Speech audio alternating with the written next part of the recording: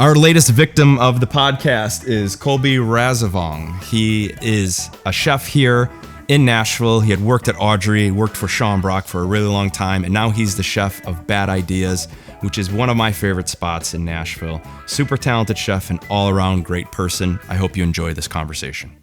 Let's start. We're having such a great conversation. Yeah. Colby Rasavong, thanks for hanging out with us, man. I appreciate you coming by. Yeah.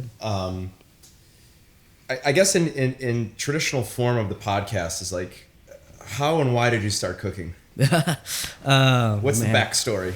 The backstory. Go to college? Did you? I did go to college for cooking a little bit, but I dropped out. Yeah. Ended up getting a job, and they were like, "Hey, you should drop out and do this full time." You know, because they're like 18. That's what every boss tells you yeah, when they need somebody. exactly. So you're like, listen, you're like, sure, I'll drop out of college, you know, like, start cooking. But drop out of college and work the fry station at ESPN Zone. Fuck yeah, man. Exactly.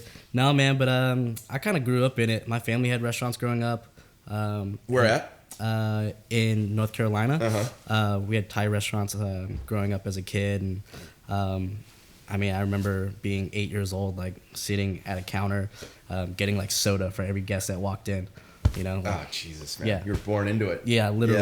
Yeah. And like 13, like going into the kitchen and like learning how to use a knife. Mm-hmm. And like, I never wanted to cook growing up. I never wanted to work in restaurants. My family didn't want me to do it. You know, they wanted me to go to college. Yeah, right. you know, and like do things properly. And become a doctor. Yeah, right. Like every Asian kid, like become a doctor, become a lawyer, and you're like, why do I have to shoot so high? That's stereotypical. yeah. I'm like, why can't I be a comedian or something? Yeah. But no, man. And then like in high school, I got dropped in like this culinary arts class for like it's like an extra curriculum that you have to do. Like a home ec class or something. Yeah. It's like you just have to like complete these like classes to graduate, right? And, you know, being 16, whatever, at the time, you're like, I don't care what class you put me in, just give me a class so I can graduate, you know? And so it was like, all right, culinary arts. And then I go in this class, and I had this wacky teacher, like this old southern white lady, and, you know, the first day, she's like, all right, now we're making biscuits. And you're like, okay. What have I done? Yeah. And it was like, from that moment, it was just like, wow, I've cooked before, I've made things to eat, you know, like, I've seen things, and like, but I've never made biscuits. I've never really eaten like American food. Mm-hmm. And it was just like, this is cool. This is very cool. Yeah. And then like every day she would show us like the Food Network, and it's like Bobby Flay, you know, like Guy Fieri, and like old school Iron Chef. You're like, whoa, that's like sick, man. Like people are like cooking, and it's like a thing, and like it's fun. There's a whole world. There's a whole world of it. Yeah. And it's just like from 16, it's been relentless. Like just nonstop. I was like, at 18, I was like, man, this is a cool restaurant called Alinea. I was like, an 18-year-old. And then you look at that and you're like, is this even food? Like, what the fuck is going on? Yeah. I wrote a whole paper, like when I went to culinary school here in Nashville, and I wrote a whole paper there on Alinea. You know, everybody else is like starting this class, and we're talking about stocks and sauces, and they're like, hey, we want you to write what kind of restaurant do you want to open? And I was like, well, this is really fucking bad one in Chicago doing all these weird, wacky things. Yeah. And like, it's just literally been nonstop.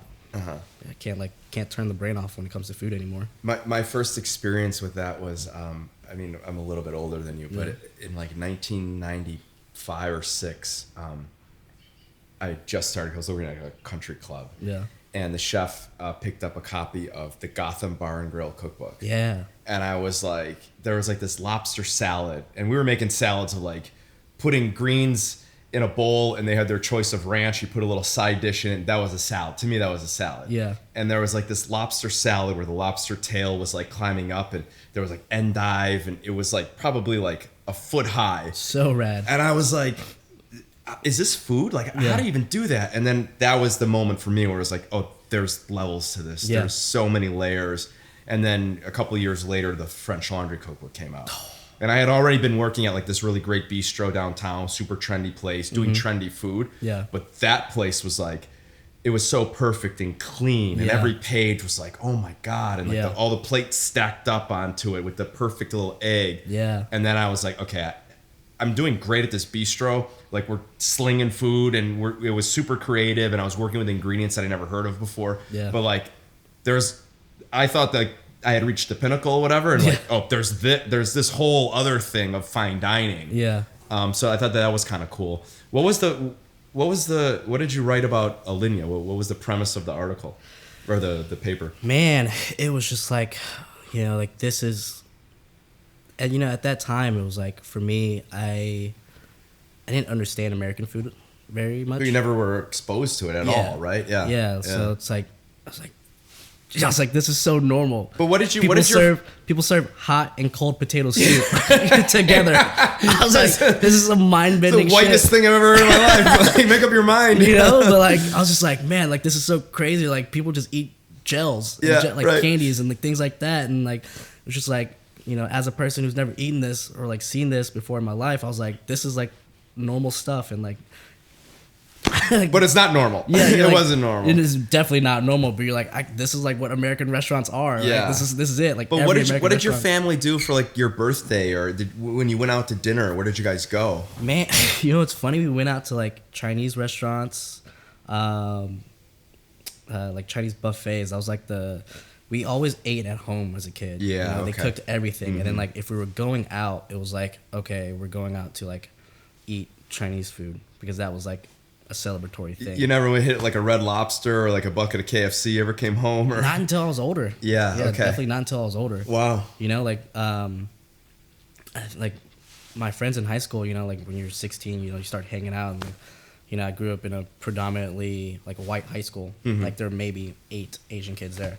So it's like these guys are like hanging out with these guys and they're like, hey, let's go to a KFC. I'm like, what is that? What the fuck's KFC? Yeah. And it like changes your whole perspective. You're like, oh my God. Yeah. So.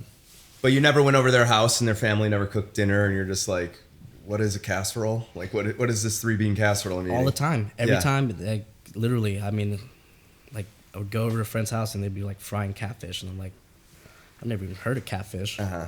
Like, and then, somebody's making a casserole. And it still happens to this day. Like, there are certain dishes that come out of nowhere and they're like, I didn't even know that was a thing you could do, and it's like, it's just like, it's 3-bean dip or like, right. Why do you need 3 beans? I don't understand. It's like so simple for everybody else, but I'm like, whoa. Yeah. So what happened after the home ec class then? Which one? You were in a high school at the home ec class. Oh, How did it involve to you? So that was like, okay, so now it's like, okay, I'm graduating, I'm talking to this teacher, like, what do I do? Like, how do I get into this profession? And she was like, well, then you go to culinary school. Mm-hmm. Like, you don't need to go to a traditional college if you know like this is what you want to do. So I started applying everywhere. I tried to apply to Johnson & Wales in Charleston, the Cordon Bleu in like Atlanta, the Nashville Arts Institute here in Nashville, and I got into all 3. But it was like, okay, the only one I can really afford is the one here in Nashville. It was close to home. So that's it. I went to culinary school.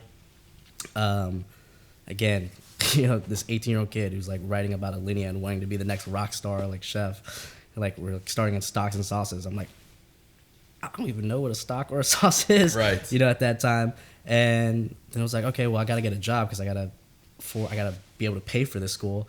So I ended up getting a job at Cane Prime back when they first opened. So that was like 2011. They had maybe been open for 3 months. Yeah. And I ended up getting a job there.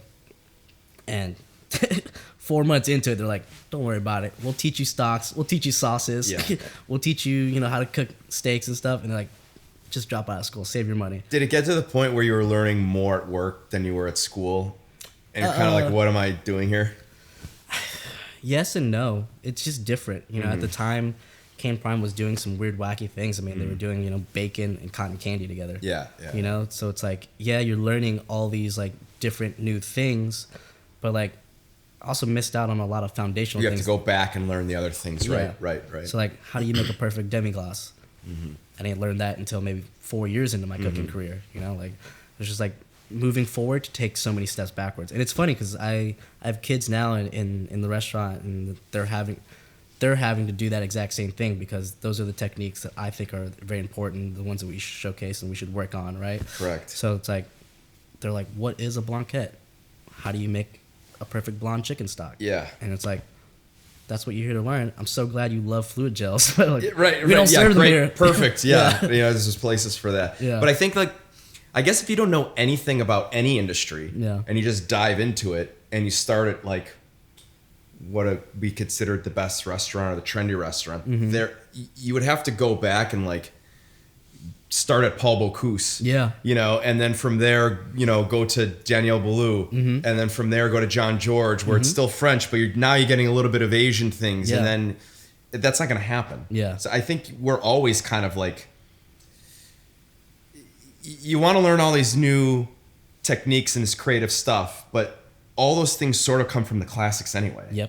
So you can't have a foundation of, you know, just working at El Bulli and Alinea your whole life. Like when I was working, this is a great story. When I was working in Spain, I thought like, I want to do El Bulli, this and that. I worked at a lot of great restaurants in Spain. Every person that I worked with, they're like, don't go to El Bulli. Don't worry about it. What's going to happen at El Bulli, Ryan, is you're going to go there and there's going to be some 21-year-old kid that knows how to make a perfect spherification. And because he's the chef de partie of that station, he's going to be fucking screaming at you that it's not perfectly round. But this guy has no idea how to roast a chicken, how to butcher a piece of fish, how to cut a brunoise. All he knows is how to make a perfect spherification. And you're going to be like, fuck you, man, you know? And I was like, that's sound advice, you know? But that's kind of what these places are producing. If you just go out of culinary school and you start working at all these amazing restaurants where these chefs have put in the time and they know how to make all the stocks, they know how to make all these classic French cuisine, you know, it's kind of disjointed. You're going to be at a disadvantage your entire career if you don't have that baseline of cooking. Absolutely. You know, so what was the first restaurant you worked at? Cane Prime, then? Okay, and what did you learn there that's kind of set you up for today?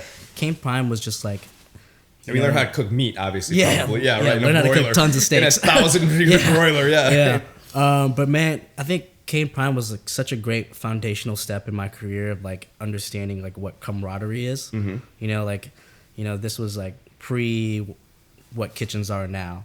Yeah, like it was very much a brotherhood. It was just a small team, and like I was the youngest one, so I was the one always getting picked on. But it was just like, you know, this is family. You know, like, we all kind of go through this grind together, you know, and like at the end of the day, like, you need help, I got you. You don't need help, great, but like we do this together. Like we get in all at the same time, we do prep, we do service, and then we all leave at the same time. And that's kind of like how I like running my kitchens now. It's like, it's just, and it's, you do it by design. You create the systems where like, hey, everybody comes in at 3 o'clock, but everybody leaves at 1 o'clock. And it's like, now you're creating people that are like, hey, like, we're all coming in together. We understand. We're all in the weeds together, and like they'll just naturally become like family. And you don't have to say like, "Hey, the person standing next to you that you're standing next to for 10 hours a day is your brother or your sister now." And you're like, it's like you guys just work together, and you make this job happen together. You know, and I'm standing there with you, so it's like, we'll lead by example. I think leading by example is, man. Some of the great chefs I worked for, they're in the dish pit, organizing it, stacking up the delis, taking the tape off, you know, making sure that the dishwasher doesn't walk into, you know, a cartoon-esque mountain of dirty dishes and soap everywhere. You know, no prep job is beneath them. They'll strain the stock, you know, reorganize the cooler. And those foundations, good or bad, I think sometimes maybe I do too much, you know. Like, this should be their responsibility, but I do it anyway because I love to do it. And I think when you see the leader, the chef, the executive chef, the owner bussing tables, that sets the tone for the rest of the team to, well, I'm going to clean the bathroom now too, because this is what the job requires, you know? What happened after Cane Prime? Husk happened. Did you know that you wanted to stay in Nashville? Like, this was home, or? Man, I know. I just, like, I was a year into Cane Prime, and I was really happy there. Just extremely happy. Things were going well, you know, like I was making the most money I'd ever made. I know, right? As a which kid, was $10. Like, oh, fuck, I just bought a car for $4,000, you know? You know, like $10 an hour, guys. $10 an hour. I was living the dream, you know, but then like, they were telling me, like the other cooks, they were like, hey man, there's this guy named Sean Brock. He's coming to town. You know, he's opening his new restaurant, Husk, here in Nashville. And I was like, oh, well, that's interesting. You know, like, you know, I was thinking back to my first like memory of like cooking. I was like, biscuits. Like I kind of like Southern food, right? Like I'm learning all about it now. I'd love to know more about it, you know. So I like tried to figure out how to get a job there, and like reached out to him, and he sent me like an email to like, hey, like send your resume here. And I was like, well, I'm working on my resume. I'm like, Cane Prime. Here it is. I can just tell you. 1 year. I don't need a resume. I can just tell you. Cane Prime. Yeah, it's all I've done, man. So it's like, okay, here's my resume. And like, I didn't hear back for like a year. No shit. Yeah.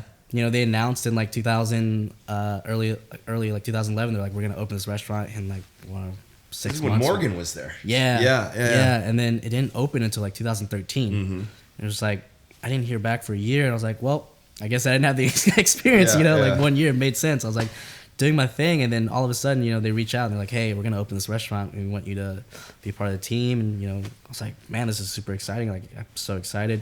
I joined this team and it's unlike, again, this is the second restaurant I've ever worked at, but it's like unlike anything I've ever seen. Now it's a huge team. Yeah. There are a lot of people, a lot of moving parts. Like there's a wood burning sections, oven. Right? Yeah. Mm-hmm. Yeah, like things are going on, and it's just like, whoa, this is really exciting now because this is like this is just a new kitchen. This is new food. This is many things. New systems. Like everything going on, and it's like, I think the way my brain works is like I get excited about those things.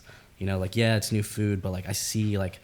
I've never worked. I've just been standing in front of a broiler. I've never worked a wood burning oven or a wood burning grill, and it's like, how does that work? You don't just hit an on switch. Right. Like I remember the first time I worked this thing, and it's so embarrassing. But like 30 minutes into service, there's no fire. Oh, you guys are done. It's over, man. Yeah, it's over, and then everybody's looking at me like, what is your problem? Hey, I was like, oh man, this is not cool. Yeah. So like.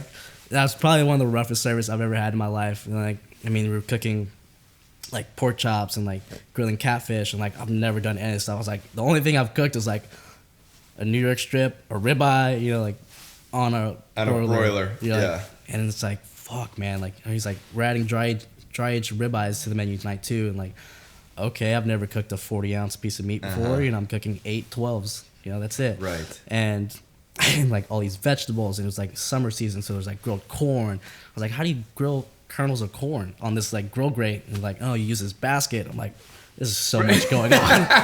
And like Sean's over there like talking about like embers and fire and smoke, and I'm like, whoa, man, like you don't just put it on the grill. Right. And it's done. It's like so it was a lot, and like I got absolutely crushed. And like you think back to it, it's like we cooked for like 20 people that night.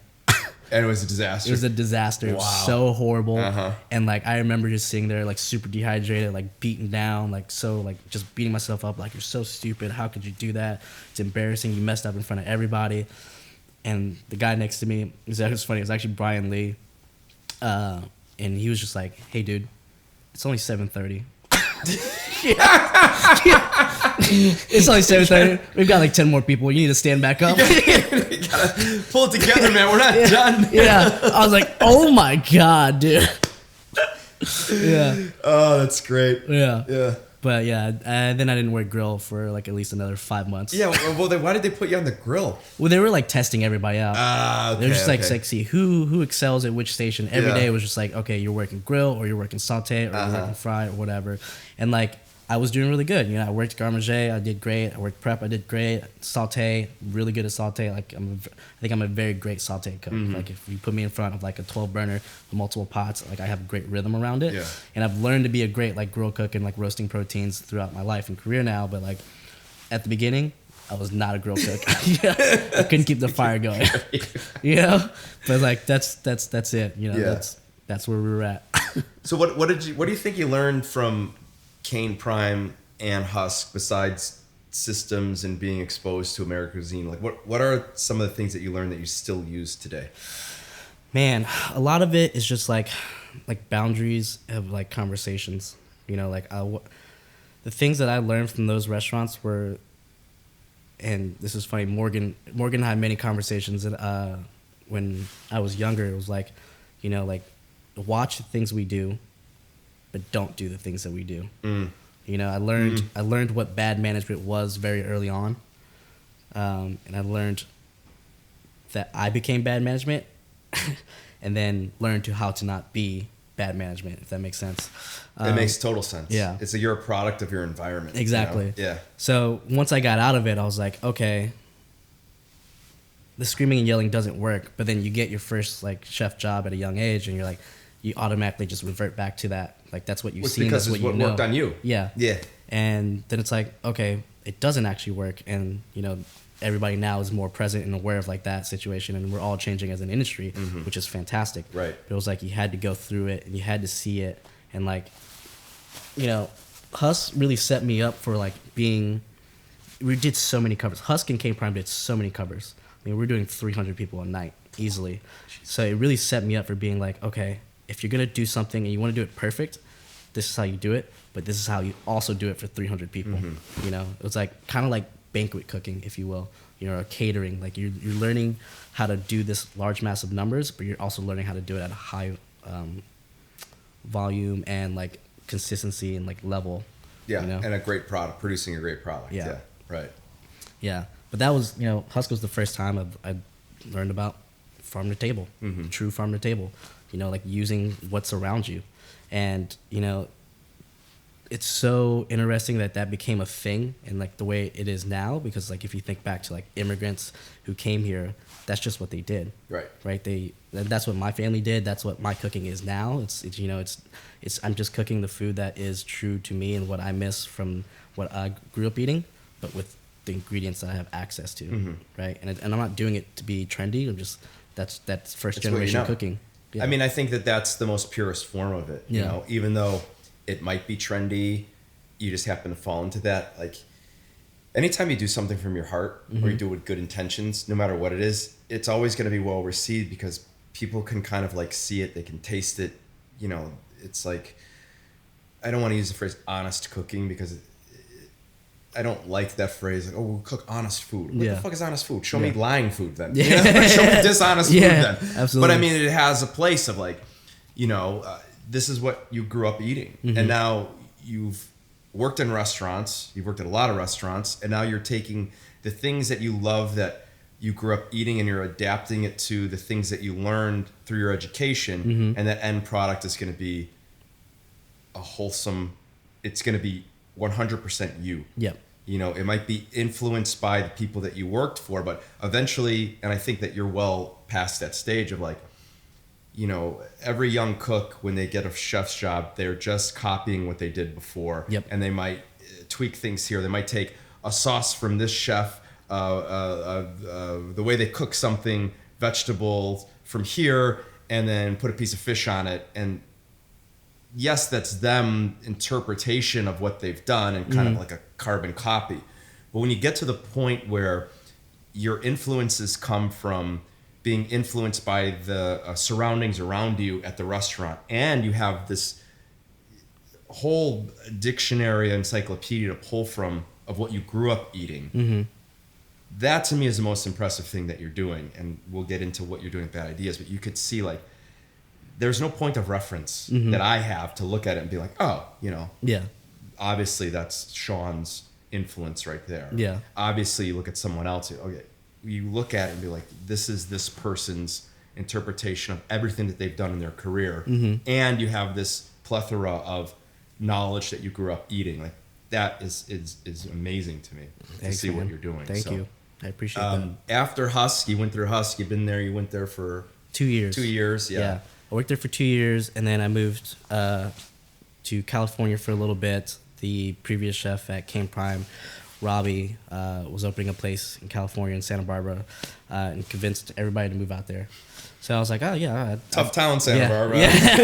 Yeah. But it was like, I was like, hey man, I'd love to work with these guys I worked with at King Prime, and then like went out there and like then for like a very short stint, somebody in my family got really sick, so I came back to the East Coast, ended up staying here for a little bit longer, started at Husk again for like a couple months, and then was like, all right, now I'm back on my feet. I'm like, what do I do next? And talking to Sean, and it's like, so like, where do I go from here?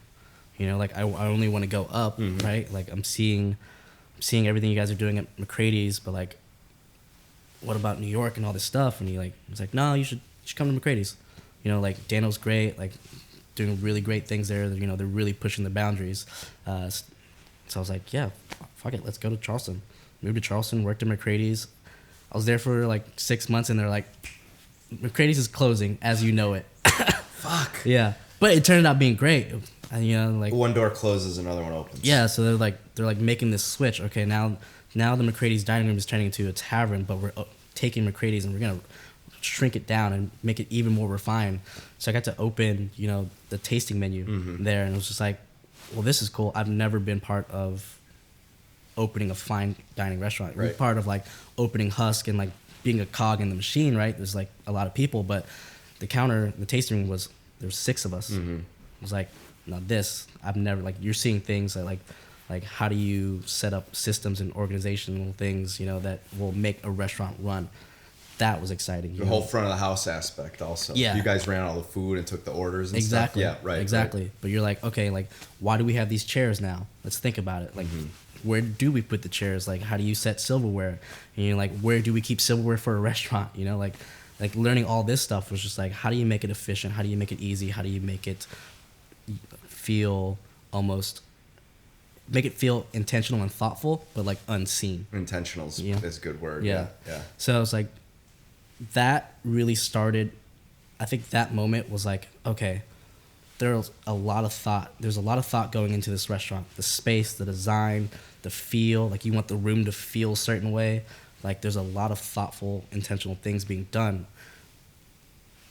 That was a thing that made I became obsessed. Like everything I do, from the moment I wake up, the way I drink coffee, you know, it's like I have to be intentional and thoughtful in the way I do this, and that translates to my cooking now. You know, it's like, why do we do this? How do I do it? How do I make it easier? You know, like I'm not, without taking any shortcuts, but like, how do I make it so that like it's fun, it's easy, and like it's very thoughtful, but like it just, at the end of the day, it is just food.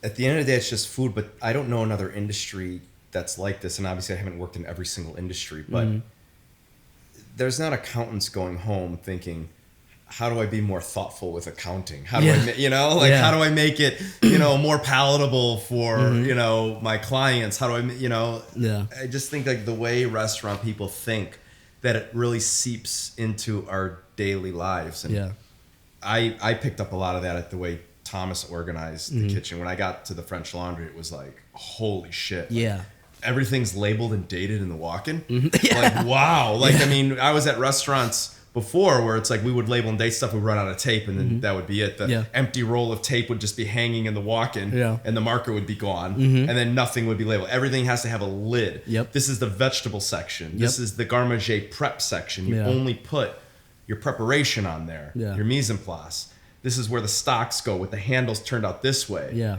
And it's label under the handle. So when you're ready to pull it, you just pull it through the handle. It's like all of those things. And then that crept into my personal life of like, I would come home and my shoes would be organized in a way facing this way. So when I got up, I could just easily get right into them. My clothes would be hanging this way. I'd fold things a certain way. And then all of a sudden now it's just, this is just my daily life of like, you open the fridge and everything's labeled and dated. And deli containers everywhere. You know? I think that's another transition of like, you're owning your career. This is what you want to do, and now you're taking that leap from like cook to chef is like a huge leap, because becoming a chef really has nothing to do with cooking. No, it has to do with managing. It has to do with budgets. It has to do with, you know, a chef is a manager, a cop, a doctor, a therapist, a policeman. You know, you're a banker. You're an accountant, and then somewhere in that jumbled mess is, oh yeah, I also cook. You know, which is like the easy part. When we were opening Iggy's, like it was going, the first time I ever built a restaurant, first time I was ever like hands-on, I didn't have anybody helping me. It was just me. So I had to deal with the design, the general contractors, the permitting, and everybody throughout the steps of the way, everybody kept asking me, what's the menu? What's the menu? I was like, the menu? The fuck it. Are you serious? I'll write the menu the day before we open. Like that's the easy part. I don't even care what the menu is right now. I'm so concerned with the polish on the concrete. Like I don't know. Like what polish do you want? I'm like, I have no idea. Just get it done. You know? How was your experience at McCrady's? It's fantastic. Man. Just like, again, pushing another level of food. You know, it's like, you can do this. You can serve this very high-end level of food without like overly complicating it. Right. Like I thought McCrady's, when we were doing the counter, was just like brilliance. You know, like true genius. Like just really high level, like quality of ingredients, cooked, you know, semi simply. put onto a plate, it looks beautiful. A lot of great techniques. A lot of great techniques. Do you feel like when you got to McCrady's, the paper that you wrote about Alinea made even more sense? Absolutely. Yeah. Absolutely. You finally got to the point where you're at that level of cooking what Alinea is doing in these new techniques and stuff. Yeah. Yeah, it wasn't, you look at the techniques that we did compared to what Alinea was doing, and it wasn't like spherification and like mind-blowing things, right? It was like grilling a piece of fish over embers perfectly. Slowly. Uh-huh. As opposed to getting a ripping saute pan and throwing it in there, But like watching for flare-ups. Like we're not burning the outside and creating like this smoky thing. Like we're doing a very gentle sear so you can taste the wood that we're using, or like the the charcoal that we're using. And it's like that was just like honing in on the palate to understand that was just like, again, mind-blowing. Just changed my perception of food. Like you can do very delicate things and it be extremely like beautiful and flavorful and delicious, and you're like, wow, like who needs a spherification of anything if you got that? You've got the most perfect thing on a plate right now. That's great. Yeah, I agree. Sometimes the techniques get in the way of what we're really supposed to be doing. Yeah. And it's always fun because it's like, oh, this is a new technique, I'm going to do it. And then I forget who I was talking to. This was a couple years back, but it was like the impact that El Bulli had on the world for so long. Yep. Where every year we're just looking to see the new technique that they were going to come up with. And then you would take that and take it back to your restaurant and get with your guys and like do something with it. Yeah. And then when they closed, how fast the world moved away from that. Yeah. Immediately. Yeah, it was just like, we're not doing that anymore. We're going to go in the backyard and pick wood sorrel. Yeah. Exactly. And we're not going to puree it. We're going to like put it on the dish and people are going to eat it. Yeah. And then it's like, I forget who I was talking to. They're like, the impact that El Bulli had, but now it's like if you see a spherification on a menu somewhere, you're like, Jesus Christ, are you serious? And that wasn't that long ago. No, absolutely not. Who was in the kitchen at McCrady's back then? That was John Sleesman, he was CDC, Brian O'Kelly, Trey Tench, myself, and Jim Stein, and that's it. Where are those guys now? John is the chef at Willett, the bar at Willett. Right, great place. He's crushing it. Yeah. It's funny. Brian is actually the CDC at Husk here in Nashville. Trey is the CDC at the Continental. Jim is in Portland, Maine, living his best life. So good for him. Yeah. Right on. If you're listening, you gotta get you on the podcast. Yeah, absolutely. After McCrady's, what happened? I ended up moving to New York. Oh, right on. Yeah, I met a girl in Charleston, and we were like, oh, let's move to New York. She wanted to move to New York. I'd never even thought about it. But from growing up in Raleigh, Nashville. Where's your family from, though? Where did you grow up? Murfreesboro. Oh, Murfreesboro. Yeah. Okay, yeah. So you grew up in Tennessee, Nashville. Yeah. Well, at a small part of my life in Winston-Salem, North Carolina. Yeah. When my parents were going through a divorce. Okay. So that's where half of my family is. Half my family's in North Carolina, half my family's in Murfreesboro. Okay. But I spent most of it here in Murfreesboro and Nashville. So from Murfreesboro, Nashville, a quick stint in Santa Barbara to Charleston to fucking New York. Yeah. That's like you had to. Right. You had to. She's like, I'm moving to New York. I was like, well, I have to cook in New York. Yeah. Like I need to. There's no way I'm not gonna cook in New York. Yeah. Like you have to. I think everybody needs to cook in New York at some point in their lives. Yeah. It's such a very it's funny. I did a pop-up residency recently in New York, and it just made me really miss it. And the whole world I think has changed after COVID. The way kitchens work, the way they operate. Not New York. Yeah, no, it's they're still going. Back as usual. They're going. They're still going. It's the exact same thing, and it's impressive. It's so impressive, what you can achieve in New York City. You have these kitchens and these restaurants that are way smaller than you see anywhere else. Yeah. And tiny basements. Yeah. And they're cranking out numbers. They're doing just as many as us. Yeah. On a busy night, if not more, with a smaller kitchen and a smaller team, and they just go. Cooks there just go, and it's impressive. You're like, how the fuck did you do that? How did you make 30 different sauces? Roast 6 different proteins and like saute 8 different vegetables in like 10 minutes. Yeah. Like, how does that happen? Yeah. And they're like, this is what we do. This is what we do. Yeah. It was astonishing to me when I found out as like a young cook that Danielle Boulou does 350 covers a night. It's insane. Like, how? What It's are you insane. kidding me? Yeah. And they change the menu like all every the time. day. And it's like the top level, top quality. And that's just normal. Yeah. You know? That's just like, that's what we do. Yeah. Uh-huh. It's so impressive. So where'd you work at in New York? I was working at a couple different places just like randomly. I think I had a couple like random restaurants like in Crown Heights, and then found my way into being an executive chef. Just one day. Yeah, literally. Just like a friend of mine was just like, hey man, this restaurant's looking for a chef.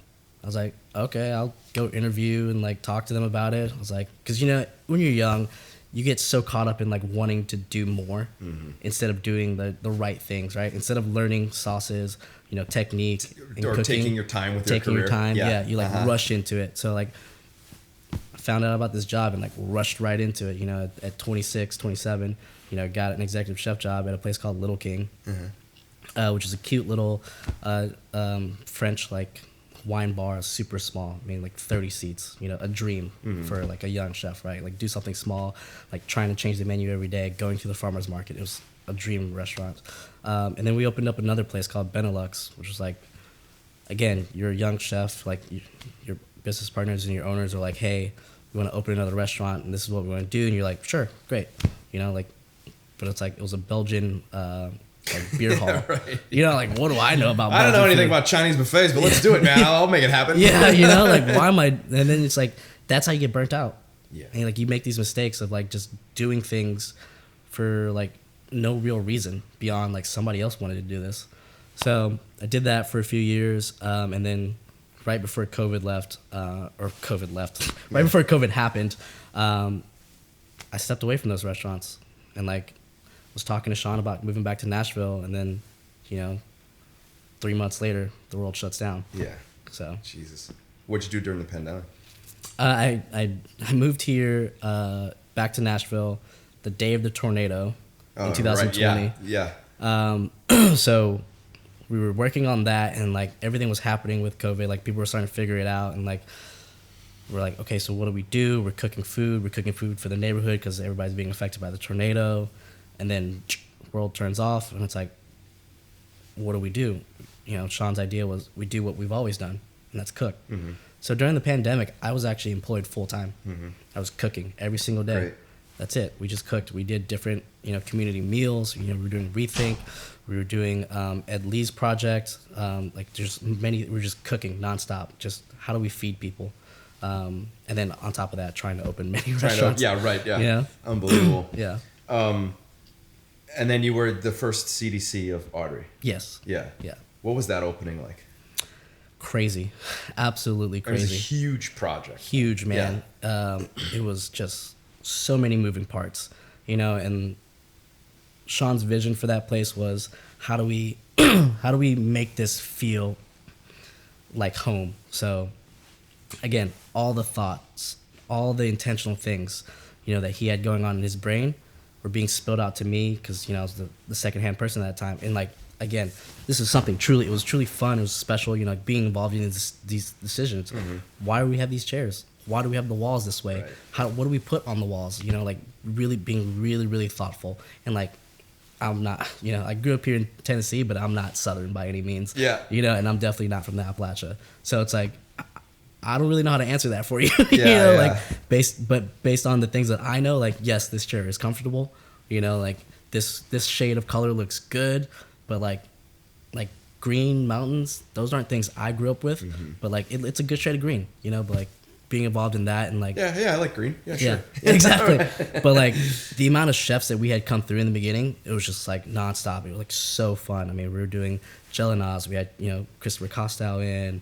Gunter Seeger, man, just like these amazing big time chefs, and being able to like stand next to them and collaborate with them. Yeah, it's like dope. Sean gave me like a ton of room to be like, you know, like this is the food that I'm also trying to produce, and like to be able to stand there with those guys and like cook side by side with them and was truly impressive. It was so fun, like to learn from them and see how they operate. I learned so many great things. Yeah, it's a lot of fun. You know, but yeah, it was just a big project. Like really trying to, and I think Audrey was.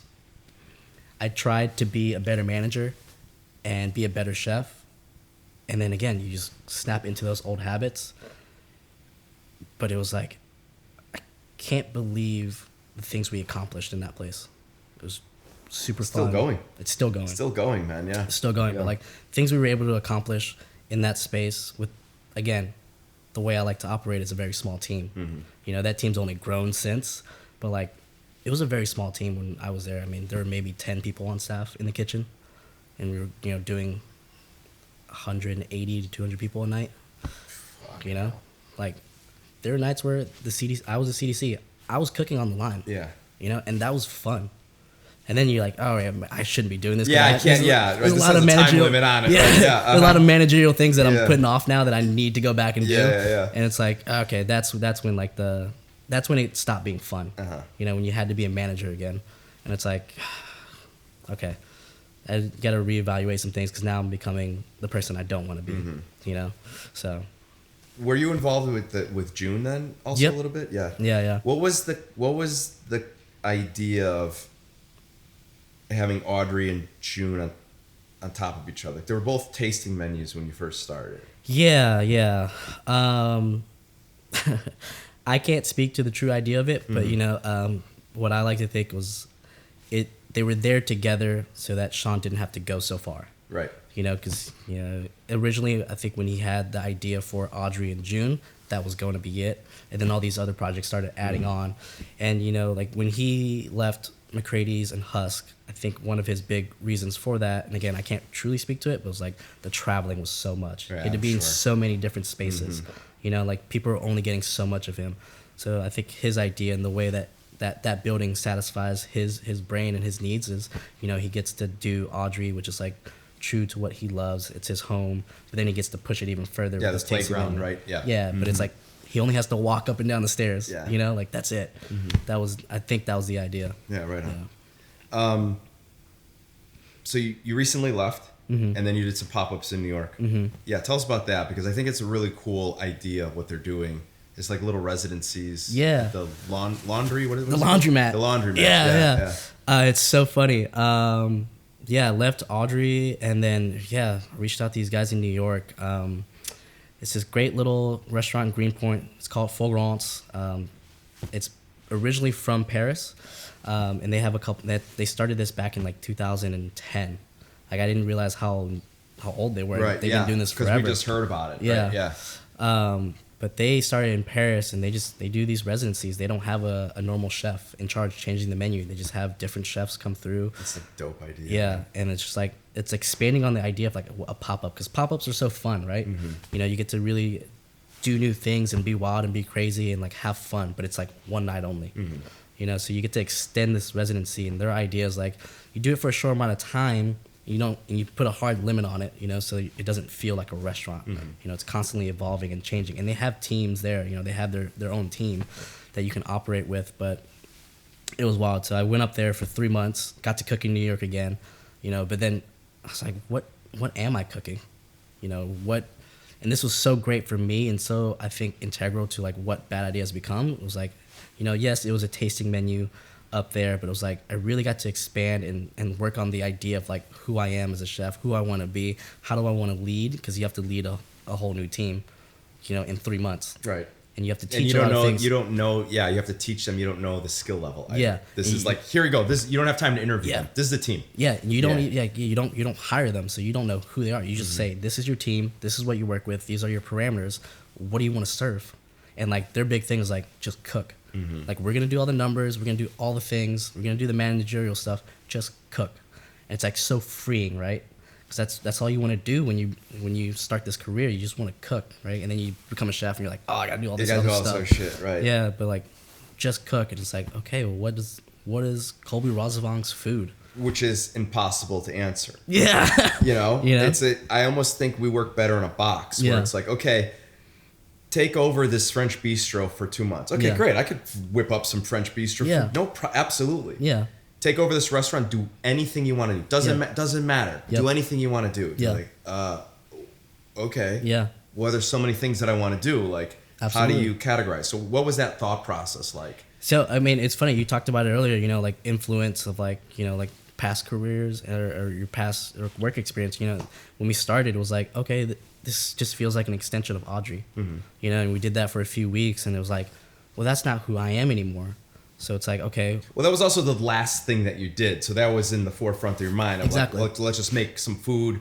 And this is where you're drawn to because you kind of helped create the menu there. Yeah. So that's where your thought process was. Yep. Your thought process wasn't on what your parents made when you were growing up yet. Yeah. Would you say that that's a fair statement? Absolutely. Okay. Absolutely. Yeah. So we were doing that. And then, you know, like, you know, I think week 3, week 4 was like, okay, I am tired of this food. You know, like I was. Well, it's not you. It's not me. Yeah. Exactly. And then you like start feeling homesick a little because now you're like, you know, I wasn't sleeping in my bed. I wasn't sleeping in my home. You know, I was in a tiny apartment, you know, that wasn't mine, like on somebody else's bed and furniture. And I started like having this thing of being like, man, I'm just like homesick. Like, and like, what is home? You know, then you start being very thoughtful about it. You're like, what is home? Man, I kind of miss my mom. Kind of miss the food that she's cooking. Kind of miss eating that stuff. And it's like, I'm a chef. I know how to cook. Why don't I just cook that? And then you start cooking it again, and you realize how fun it is to cook these dishes. Yeah. Right? And you're like cooking things that your family made, and you think about these moments that you had with them when you were learning it. And then it's like, well, I don't want to do anything too traditional, right? Because that's not me. I'm not fully like Laotian. Like I'm first generation. I was born here, but you know, I'm not like my mother. Right. You know, like correct. I'm not her. I'm me. I have all these different experiences. I've eaten so many different things, and I've worked in so many restaurants and learned things. And like, well, what is me? Me would cook this food the way that I only know how to, which is all these different ingredients and techniques now. Well, would you say it's an interpretation of what your mom was cooking? I don't think so. No, I wouldn't say it's an interpretation. I would say it's just authentically myself. Yeah. You know, like this is the food that, yes, it tastes and like if you close your eyes, if you eat her food and eat my food side by side, I think you would have the same like moment of like, yes, this gives me the same level of comfort and joy. But when you open your eyes, you're like, these two things are not the same, and they're not even close. Uh-huh. You know, it's like, it's just what I've been able to learn and see in my life. My mom still hasn't.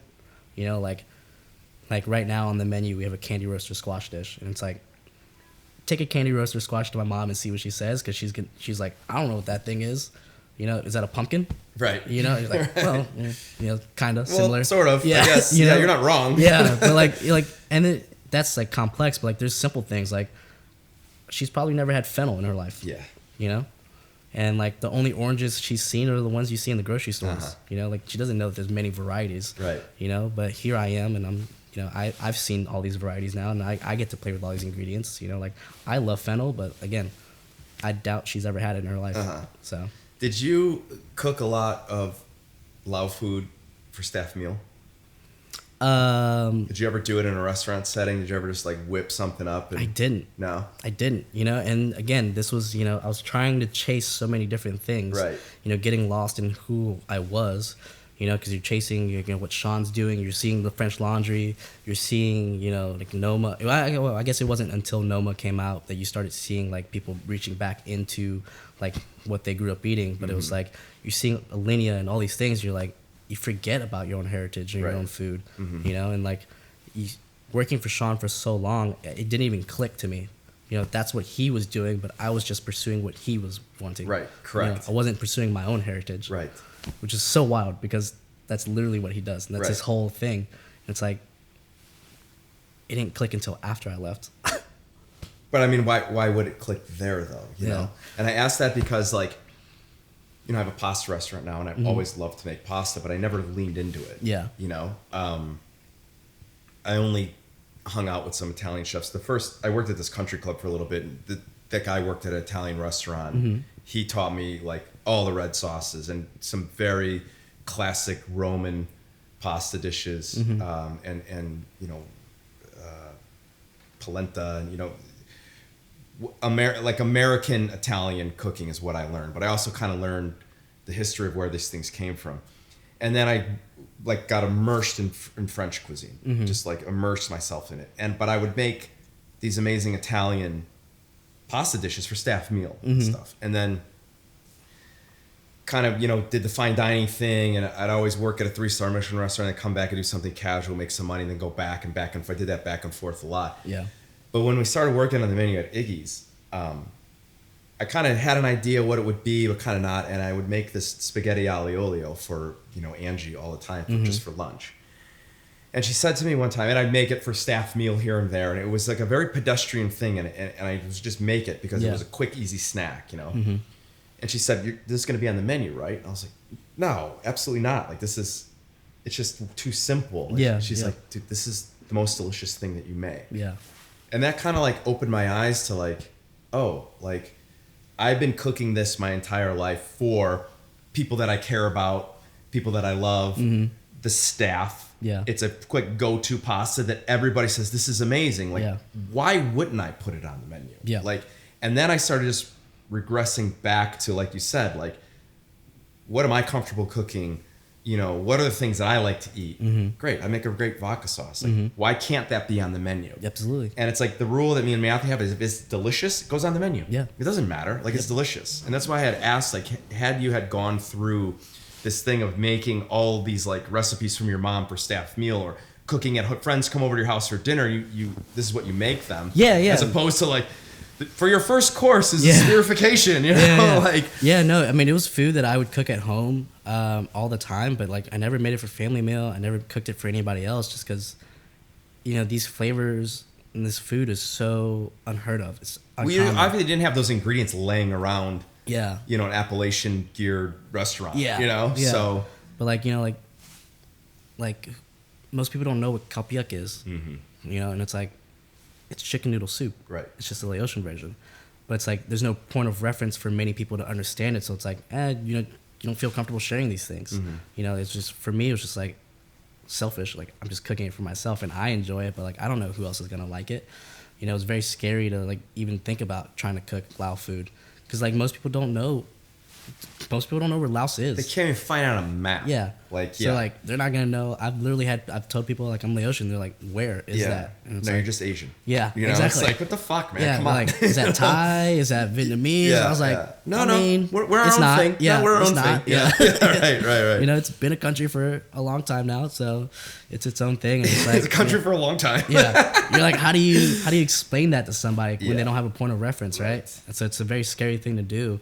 And when we were at the laundromat, I was like, okay, we're going to cook this food, but like, how do we make it feel approachable? How do we make it feel like it's something that you've had before and like something you can relate to? And I did do a lot of research into it. I started looking into the history of Laos and like understanding it. And I was like, I learned that like France colonized that whole Southeast Asian area. All of it, right? Yes. And they called it Indochina. And like, well, duh. And then you're like, well, why does Vietnamese get all the French credit for the French influence in their food? Like, they left a lot of that all over Southeast Asia. There's tons of French influence in Lao food. And it's like, I also like French food. That's what I grew up learning. Right? Like, why can't I just build on this and elaborate on this? And that's where my food started getting a little more streamlined. That's where the ideas really started coming together. It was like, okay, you could see the French influence, you can see the Lao influence. At the end of the day, for me, it is just Lao food, but it's the techniques that drive it, it's the ingredients that drive it, and at the end of the day, it's just very delicious. Right. And that's all I care about. That's all I care about, man. Just cook delicious food. Yeah. So you say at the laundromat was the epiphany of like, I'm going to go down this road. Yeah. Or had you ever thought of it before? Like, no, I should be doing this. So it was like that moment. Yeah. At that time, that moment, you did a couple of weeks of like recreating dishes of Audrey or that mindset, and then you're like, "Now fuck this, I'm gonna do this." Yeah. What was that like, man? Man, it was crazy. Liberating. It was liberating. Yeah. It was like serving things that like, and we wrote it on the menu the exact way that like my mom would write it. So it was like reading, like people were like, "What is this gang?" And you're like, it's Gangnam Mai. You're gonna love it. It's like reading a cocktail menu. Yeah. I'm just like, I'll have the tequila one. I don't know what the fuck it is, but I like tequila. It's the only thing that I know. Exactly, but it was like it felt so good to cook these dishes. Like they felt, like they weren't maybe they weren't like the most visually impressive thing at the time. Like it was just like what is super delicious, like making all these stews, all these sauces, and in Lao we call them jiao, so it's like a encompassing word. So like anything that's a sauce, a condiment, we're just like calling everything jiao. You know, you're like making all these different things, and it's like, fuck, this is just really good. It's not the most impressive thing to look at, but fuck, it is so good. And like I just want, that's where I stayed. I was like, I don't want to put anything on the menu anymore that looks beautiful and tastes like shit. Right. You know? Right. It's like all the effort went into like the visual and the aspects of it, but like it just doesn't taste good. Yeah, right. You know? The picture lasts 30 seconds, and after you eat it, you're just like, yeah. You're like, who are you doing this for? Right. You know? Who are you doing this for? Yeah. Yeah. So like that's when the food like started to be like, okay, who am I doing this for? I'm doing it for me now. Like it's very selfish. You know, like I'm cooking for me. But is it though? I don't think it is. I mean, I think it is to a point. Yeah. I think you're right to a point, but you're doing it for you, but you're offering the world a piece of yourself and the history of yourself. Yeah. You know? I mean, if you look at it like that, yeah. I mean, I like to look at it as very selfish. You selfish prick. Yeah. You know, like it's just, I'm literally, I do this for me and I eat everything. And like, this is the food nowadays that I want to cook and I want to eat. And like, that's it. If I want to eat it, if I like eating it, it goes on the menu. Yeah. No matter how it looks. You know, we'll work on the visuals later. But like right now, it's just like, this is it. This is right. what I want to eat every single day. Do you think that if the laundromat didn't happen, you'd be in this position? I don't think so. Right. I don't think so. Where do you think you'd be? Impossible question to answer. Possible. You know what? The question I love most is like when people ask, like, if you weren't cooking, what would you be doing? And I'm like, yeah, I think I'd be doing like music engineer. I've thought about it so many times. The same. Everybody, all of us, man. Yeah. I would have got into the music industry because I was playing bass. I was taking classic jazz bass lessons. And I was really heavily into music, and I started cooking, and I didn't have time to do anything anymore. Yeah. And that just consumed my life. Absolutely. And I was still working with my hands. I was still learning something. Mm-hmm. You the same thing. Same thing. Yeah. Yeah. Where did that come from? I just love music, man.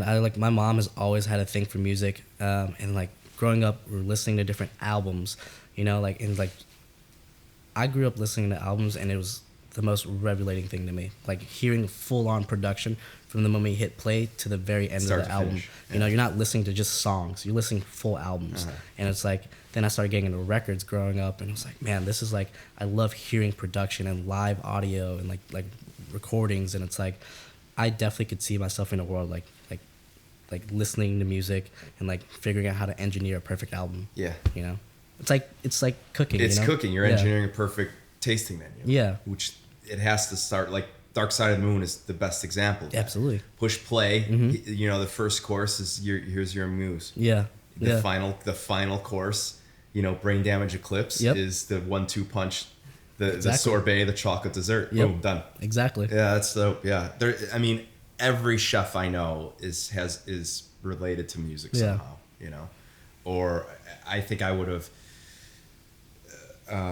definitely done something with my hands, whether it was work on cars or, you know, music, or I also think like if I would have walked into the first place I ever worked at, it put me in the front of the house, I'd be a GM, maitre d' somewhere. I just happened to be into the kitchen, and the culinary industry, the restaurant industry just swallowed me whole. And I was like, I want more. Yeah. I was on the station, you know, the fish guy, it was like this banquet place with steam table cooking and stuff. But the guy next to me was like, he was roasting the lobster in the broiler and cooking the fillets wrapped in bacon. And I was like, I want to learn that. Yeah. I had to go through all the stations to get to that point. Yeah. And it was dope. Yeah. It was so much to learn. You did the laundromat, and then you came back, and then you wanted to open your own restaurant. Like, how did you get hooked up with Alex at Bad Ideas?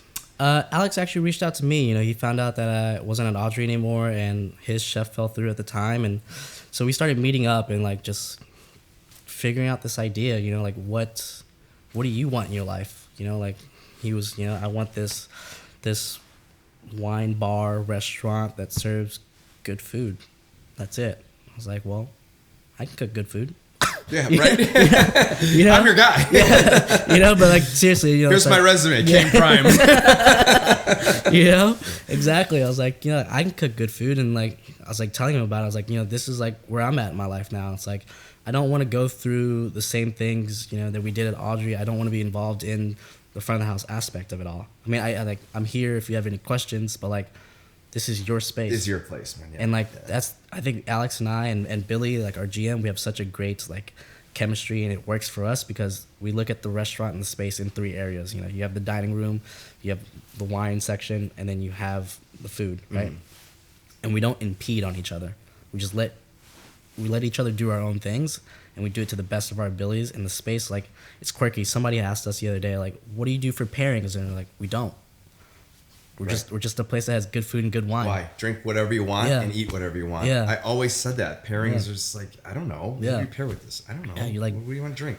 Vodka soda. I don't fucking know. Do anything. Drink red wine with white fish. Whatever you want. Right. You're like, right. just do it. Just There's so many like random rules in restaurants that it's like tradition and this heritage that we're hanging on to for no particular reason. Yeah. It makes no sense anymore. Absolutely. Yeah. And you were like, okay, so like, but back to Alex and I, we were like, I want to have fun again.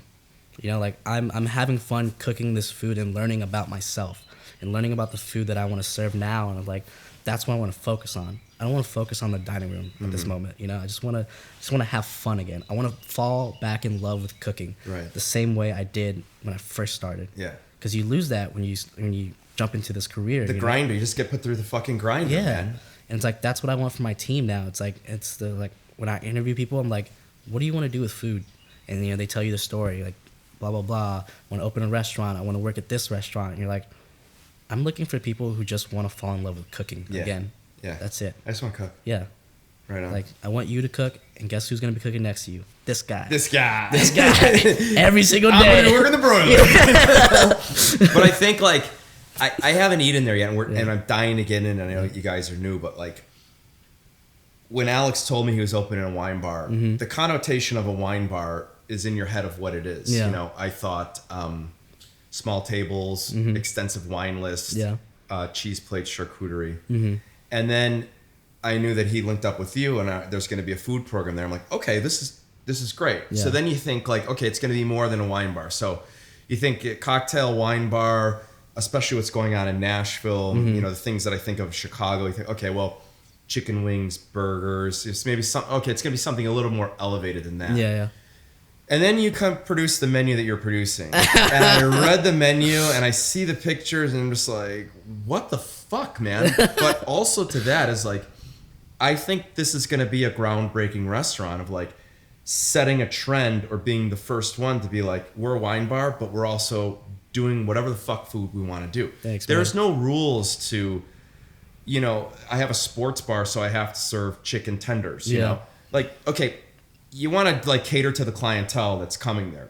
You're not going to have a sports bar where you have to get roped into a 10-course tasting menu. You know, you're here to watch, you know, obviously. But I think what you guys are doing is really special in a way of, you're cooking the food that you want to cook in a setting that doesn't have any rules to what it needs to have. Yeah. The rules that are sort of set in there are just kind of what society has put in place of what people just have always done. Yeah. I can't think of a wine bar. It's a wine bar, right? Let's just... You know what's funny is... What is it? That's the thing, man. Like, you know, when I talk about the space, when Alex talks about the space, we kind of hate that people call us a wine bar because we're not a wine bar. Right. But you know? we have to put labels. You have to put labels on it. And like, I don't like calling the space a restaurant. I don't like calling it a wine bar. You know, when I looked at the history of the building and the space, you know, it was a church first, you know, in the early 90s. And then it became a community center for the YMCA that's next door. And then like when the tornado happened and it got destroyed, you know, this guy bought it and he fixed it up, turned it into a mixed use building.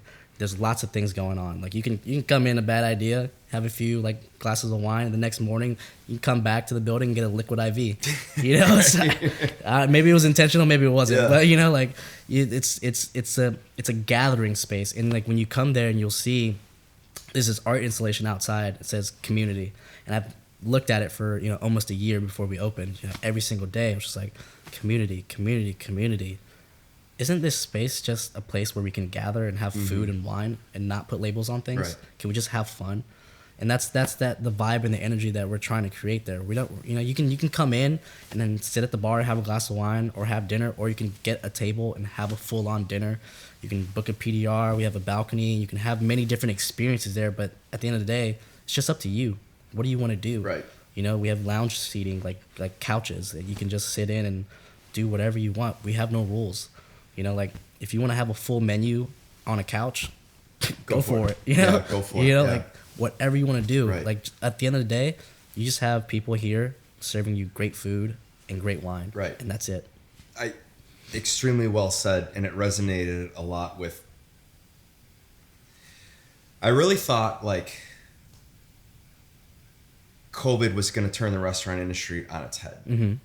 And it sort of did in some ways of like, you know, we got to pay people more. Yeah. That's it. We got to work less. Yep. We have to treat people better. Yep. You know, and I took a lot of that to heart. I was already in that progression of like trying to unbrainwash myself of all these chefs that I've ever worked for that screamed and yelled. Yep. And some were very good managers and some were terrible managers. Mm-hmm. And, you know, unfortunately, they're a product of the environment. And that's the environment that I was in. So I think it was like 2011 or 12, I started to like deregulate all of that. And yeah. It's taking a lot longer than I'd hoped for. And there's still things that I get triggered over that I wish I didn't. But Mm-hmm. I'm aware of it now. Yeah. And I try to stop and I seek help to do it. Yep. And with COVID, I was really hoping that a lot of things would get turned on its head and would flush out a lot of things. And it did and it didn't. Mm-hmm. And like you said, New York is like back to business, baby. Yeah. Here we are. We're back, you Yeah. know? But one thing that I think that it did is I think delicious food is in the forefront. Mm-hmm.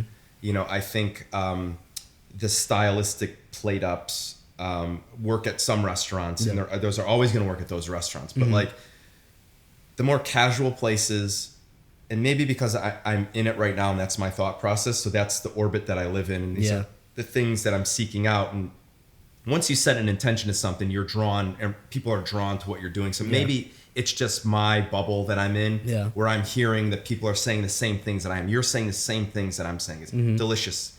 It's crushable. You know, there's no rules. This is what we're going to do. We're going to be better human beings. Yeah. Like these are all the things that me and Matthew constantly talk about at Iggy's and stuff. But what I think is interesting of what you're doing is there is a little bit of a fine dining approach to what you're offering. Yeah. But there's also this very casual setting of Very. Lao cuisine that you're really leaning into and embracing in an environment of, what do you want to call it? A drinking hall, a drinking place, a wine bar, a cocktail bar, whatever. And I think like, at least this is what I'd like to believe. It's these things that we just spoke about are where the restaurant industry is going. Yeah.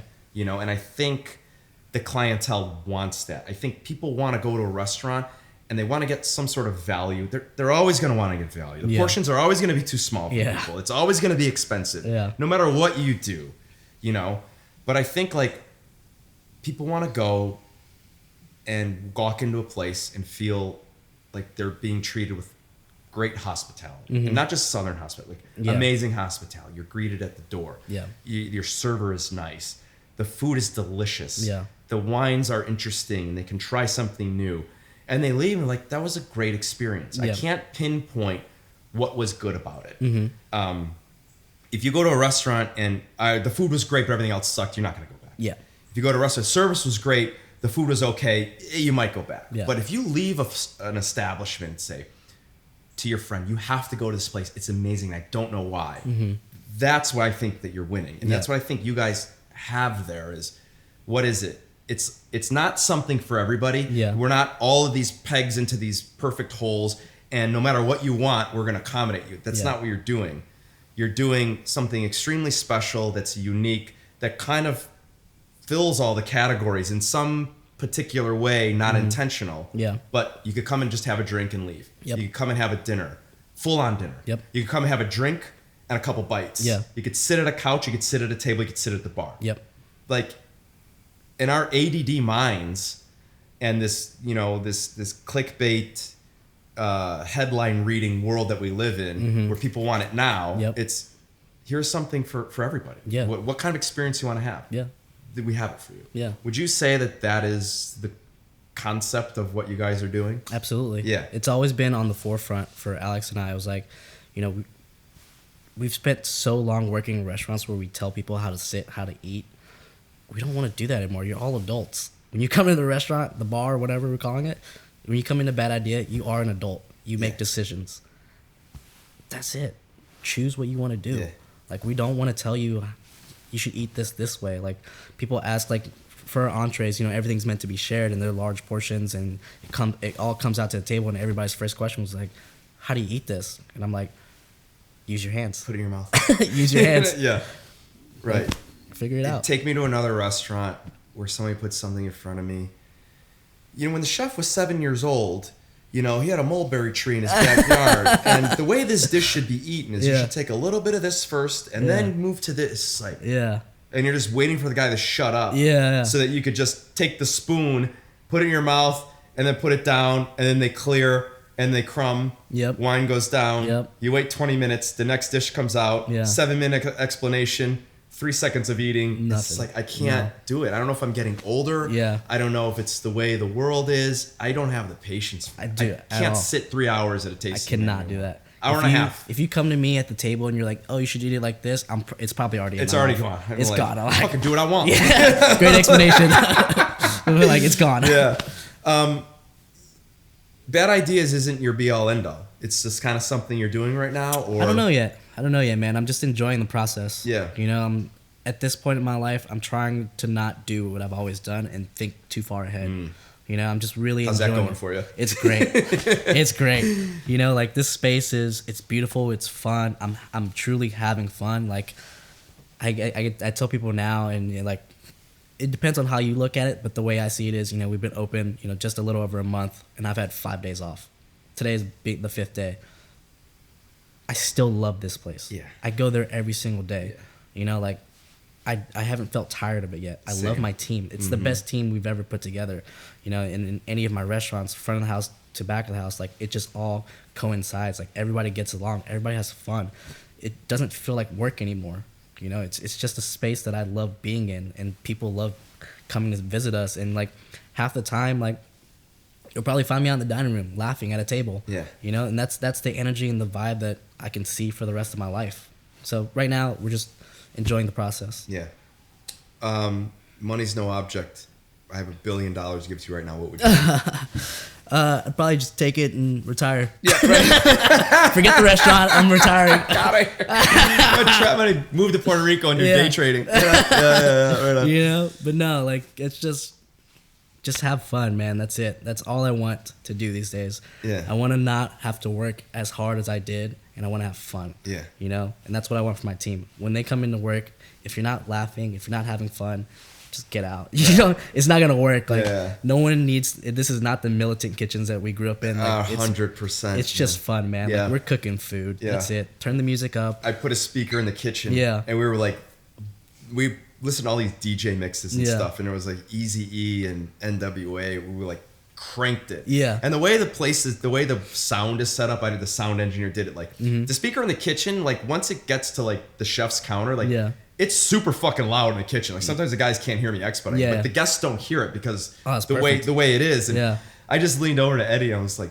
name one kitchen that you could work at where you're having fun, where they're blasting NWA. He goes, this is it, man. This is it. I've never worked at a place like this before. And we're having a great time. That's amazing, man. I love hearing that. It's good to hear that you have the same ideas, bad ideas, the same ideas, the same, thought process as we do. I'm just going to cook delicious food. I just want to have fun. I just want to be a better person. I want to be a better person to my team. And I want to have fun doing it. I think that there's a lot of people that I'd hope that there's a lot of people thinking that. And I really think it comes through in the food. Thank you. I can't wait to get in there and can't wait to have you. And Matthew, or I'll message you or let you know. But I think that's it, man. Cool. I think that was great. If people want to find you, where do we go? Bad idea. We're on 1021 Russell Street. It's in 5 Points, Nashville, Tennessee. Come hang out. Come have fun with us. What's the Instagram handle? Instagram is Bad Idea Nashville. And if they want to find you and message you? Colby Rasavong. Good luck spelling that. Yeah, good luck. Hey, thanks for sitting down with us. This was awesome, man. Thank you. Appreciate it.